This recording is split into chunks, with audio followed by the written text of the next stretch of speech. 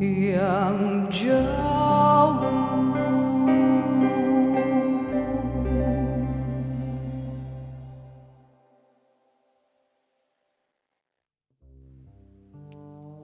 I think there's a graveyard in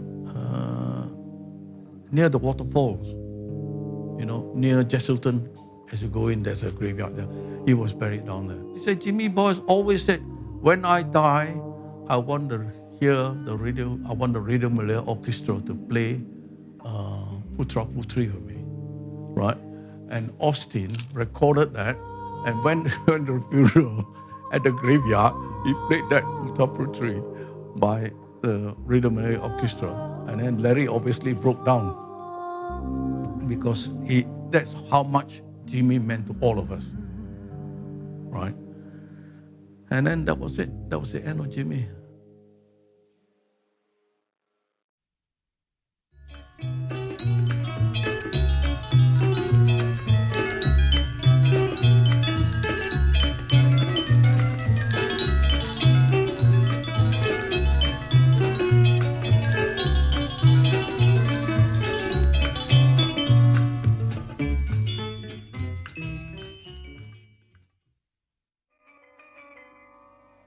James William Boyle was born in Penang on July 26, 1922, to Jean Mosnack and John Walter Patrick Boyle. He was educated at St. Xavier's Institution, joined the Scout movement, and got his King Scouts badge at the age of 15. Jimmy was a fine athlete, setting a 100 yards record that stood for years, and also obtained a certificate for art in his pet hobby, painting. A born musician, a trade acquired from his mother, who was an accomplished pianist herself. Jimmy started learning the piano at 10 years old. He was only allowed to play classical music and went through a lot of exams. But his interest in music grew at the age of 11, when one day Teddy Weatherford, an American jazz pianist, came to his house in Penang and played what he said was something hot. From that moment on, Jimmy, with his close friend and pianist Alfonso Soliano, would steal moments off to play something they both loved, something called jazz, which upset his parents when they found out. Jimmy's first broadcast over radio was playing bass harmonica and piano at ZHJ, the Penang wireless station in Perak Road, for a Scouts radio program in 1936. In 1941, Jimmy left for Raffles College in Singapore, but his studies were interrupted by the war, and he had to return to Penang. Together with Alfonso, Jimmy started playing pit piano, earning a few dollars during the Japanese occupation. They played together on many occasions, for Malay bangsawans and shows at Rex, Odeon and Majestic halls, where they played all kinds of music, but predominantly Japanese. Their band leader then was Jerry Soliano. Jimmy and Alfonso's friendship was one born out of the common love for music.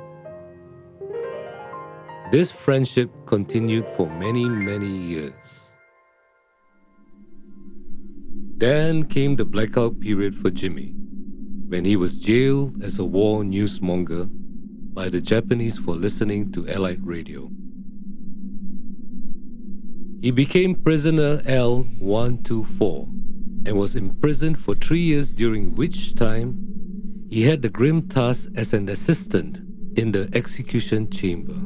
It was part of his duty to cut down the bodies of those hanged. It was a phase of his life that he did not like to refer to. In a newspaper article after the war, Jimmy was quoted as saying, "I do not have any grievances against anybody at all. I am only grateful to be alive and to have lived up to the present on what I may call borrowed time. On September 2nd, 1945, the war ended and Jimmy was released. With his frail body weighing all of 72 pounds, he made his way to church to give thanks and mingle with the thousands that line the streets of Light Street to welcome the troops before collapsing through sheer fatigue. Yes. And he told me also he pick up rice to eat from the drain also. No, every day he see rice in the drain. He'll pick it up, wash it, dry it, and then leave it there, collect there, and then he'll eat. He'll keep himself alive. A few weeks after the war, security officer Dougie Hayes was looking for a 4-piece band to play for a party at the officers' mess at Runnymede Hotel on October 4th, 1945. And he approached Jimmy. Jimmy got together some of his school mates and formed a band with Larry Rodriguez, Max Fletcher, and Wilson Rajamani. The first number they played was a Benny Goodman classic, Stealing Apples.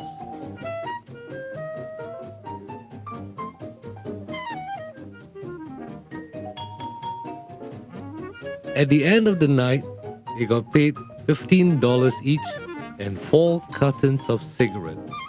This first engagement was the start to a weekly affair, and Jimmy extended the band into a 7-piece group, the Jimmy Boyle Runnymede Swingtet, and included Inigo Geronimo, Andy Costello, and R. King. Members of his band underwent changes over the years,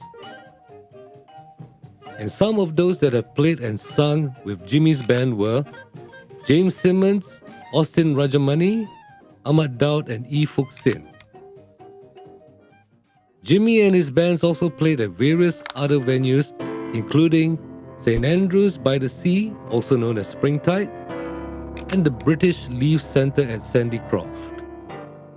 As a soloist and with his band, Jimmy did lots of radio work to bring music to local audiences on a regular basis. On programs such as Jimmy Boyle and the Runnymede Swingtet, Jimmy Boyle at the piano, the Jimmy Boyle Band, organ and piano capers, and music makers. Jimmy and his band also provided backing for singers on radio programs produced by Dol Baharim. Singers such as Ahmad Daud, Nita DeVos, Bing Slamat, Colleen Reed, and Saloma. Music was just a part-time passion for Jimmy.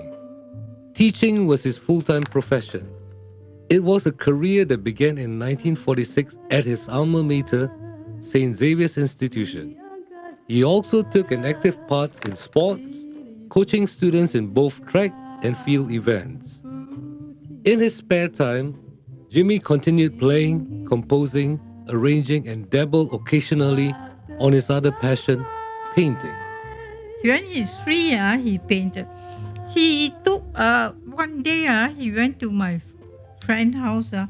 He took the mangosteen, he used mangosteen to paint, to draw. The whole mangosteen, he can draw up. That's why that one is made of mangosteen skin. The way of life is his also.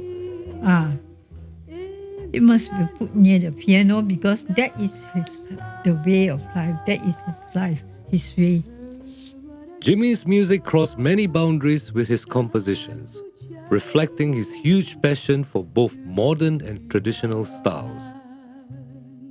Jazz was his great love, and he was heavily influenced by the sounds of Glenn Miller, Errol Garner, Dave Brubeck, and George Shearing. But gradually, the beauty of Malay music seeped into his soul, and he started writing songs, tuneful melodies with Malay rhythms and influences. Pada Jimmy Boyle, kita tidak dapat melupakan aneka ciptaannya. Dari muzik yang berbentuk jazz, sehinggalah pada lagu-lagu yang bersemangat. He was a great advocate of Malaysian music, and this was evident in his compositions. He would spend time in certain places to try and capture the atmosphere and essence of a song. Like when he was composing a state anthem for Penang, he spent a week sitting outside a mosque just to get the inspiration and the right feel for the tune.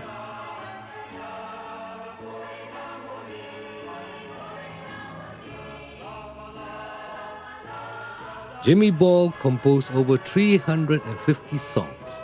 Some of his better-known tunes were Putra Putri, Jau Jau, Cenderung, Gemar Rembulan, Pantun Melayu, and Sungai Pahang.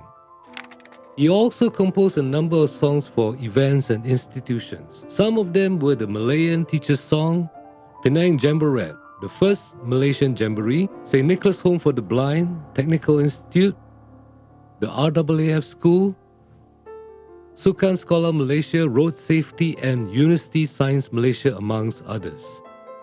At that time, see, very early 60s or that, his chord structure, his composition is based on chord structure, not only for melody. You can feel his chord, it's just like American composer. It's not that C, G7, F, no such thing as this one. You see, let's say, Cenderung, I just say in F key, he start with F major 7. Sekali, that time I don't understand. He goes to E flat major 7. Then he come back, he goes to D7 flat 9. Where Malaysian musicians at that time don't play this type of chords. I don't say they don't play. I don't think they know. They have this type of real, very upgraded progression where Americans do. And that time I was wondering how our Uncle Jimmy would know how to do all this progression, from where he learned. Jimmy was very much involved in Radio Malaysia, and he often teamed up with fellow musicians Gus Stein, Charlie Lazaru, Alfonso Soliano, Ahmad Jaafar, and Ahmad Marikan to work on arrangements for radio and television programs and recordings. One of the highlights of his musical career was when 7 of his compositions were included for the Irama Tanah Melayu album in 1961. He was the only composer from Penang at that time whose works were selected as a contribution to the development of a national culture by the Malayan Arts Council to be played and recorded by a 45-piece orchestra. Playing Malayan songs in the classical style is what he believes is one way to make Malayan melodies and songs more popular with the people. Another memorable highlight for Jimmy was when his song, Putra Putri, was done as a tone poem in 2 movements, played by a 65-piece orchestra for a Royal Command performance at Dewan Tunku Abdul Rahman on 31st May 1965. Jimmy's music has received airplay over BBC and Voice of America, and his compositions have also been recorded outside of Malaysia by artists such as Beng Slamet, Peggy Tan, Aneka Gronlo, and Sandra Rima. Track 1 from side 1 of Sandra's new EP, song written by Jimmy Boyle, Putra Putri. Putra putri negara jaya, bersatu berpadu tenaga, padamu harapannya bangsa, seandai cita-cita. Putra putri sejati. Jimmy was awarded the Akli Mangku Negara on the King's birthday for his exceptional contribution to Malaysian music in 1968. He was recorded at times to have gone deep into the jungles of Malaysia to discover what he considered to be the soul of Malaysian music by living with the Orang Asli and learning to play their instruments by capturing, understanding, and documenting the pure ethnic music of the natives. A man of many talents, Jimmy was also a man of vision. As fellow musician Austin Rajamani recalls, when people criticized his jazz, Jimmy would reply, "You will understand my type of music only after I am gone." Hilang badan teguh berdiri, renungan luas mendalam hilang sudah, wajah indah mulia murni bakti tiada gantinya, hilang tiada lagi gantinya.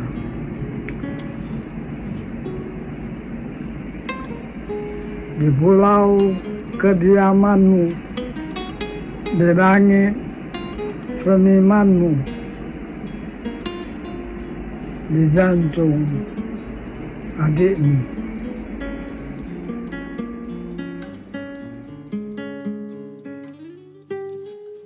James William Boyle passed away on the 8th of May 1971 at an early age of 49 and was buried at the Western Road Cemetery to the tune of his composition Putra Putri.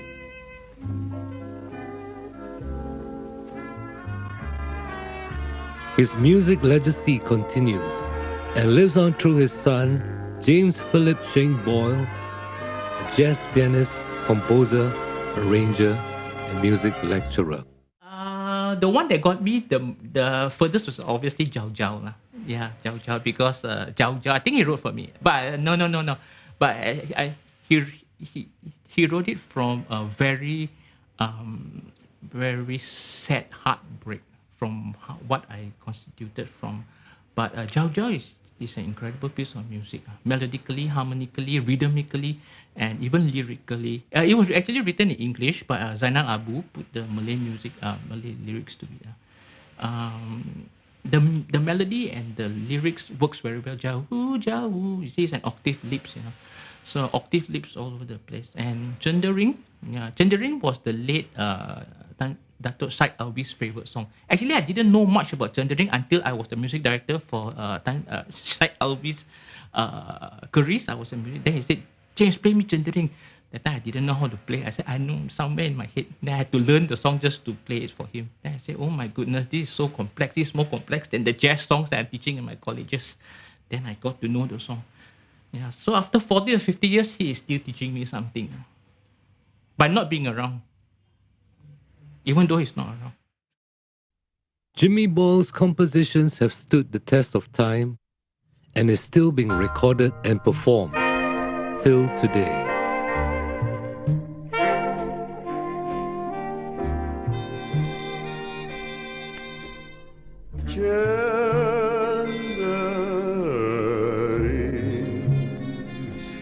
Pantai timur di Malaya, cantik laut membiru, bikin ku rindu.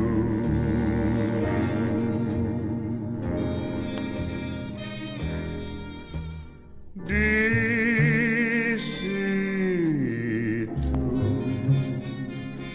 ku curahkan hasratku dek, ingin hidup bersama, taat dan setia.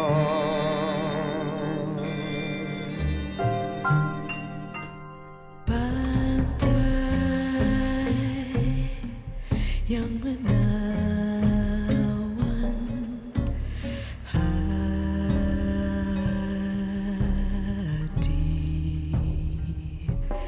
takkan ku lupakan lagi.